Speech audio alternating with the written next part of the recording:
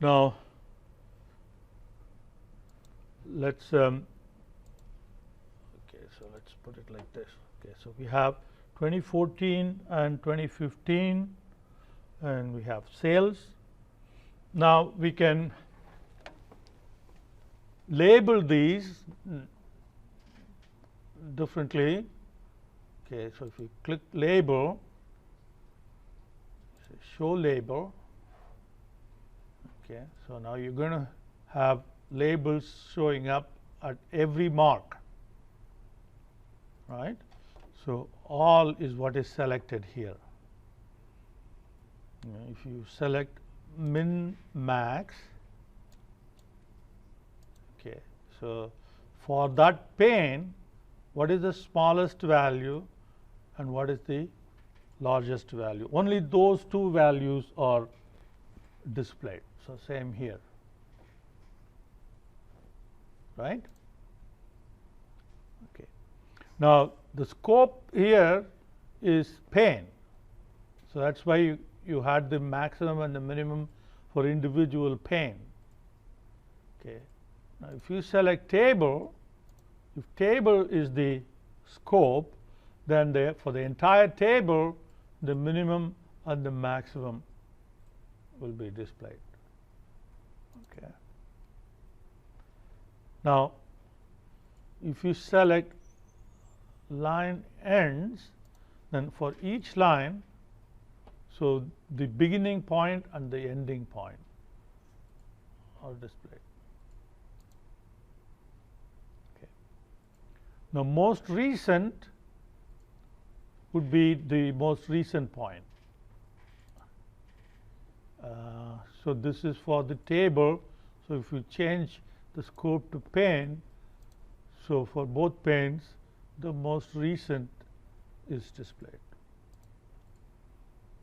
Okay. Now highlighted will be, if you select, if you highlight like that, then that one will show up, just the one that's highlighted.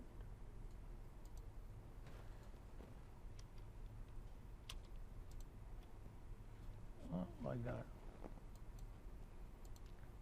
Now selected is the same. I don't know what the difference is between these two. I have to read up on it. So the one that you select get displayed. Okay.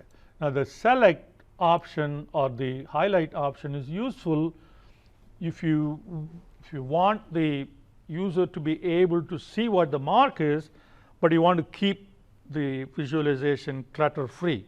So if you put marks everywhere, it becomes too busy. So suppress all of that. Then when a user wants it, you can highlight and then have a look at what the mark value is. So that's what that's what these two are useful for.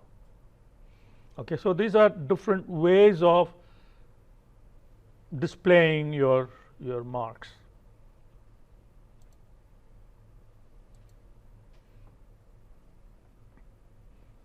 Okay, and again, you know, when you have a proper title, so if you say here shipments for, all right,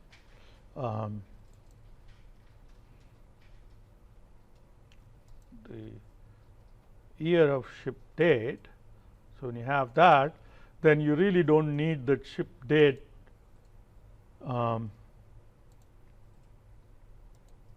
label. So you need to hide labels there, and here you need to edit the access title off. Okay.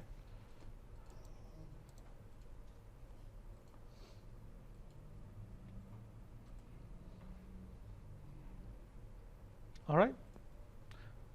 So this is a pretty basic line graph.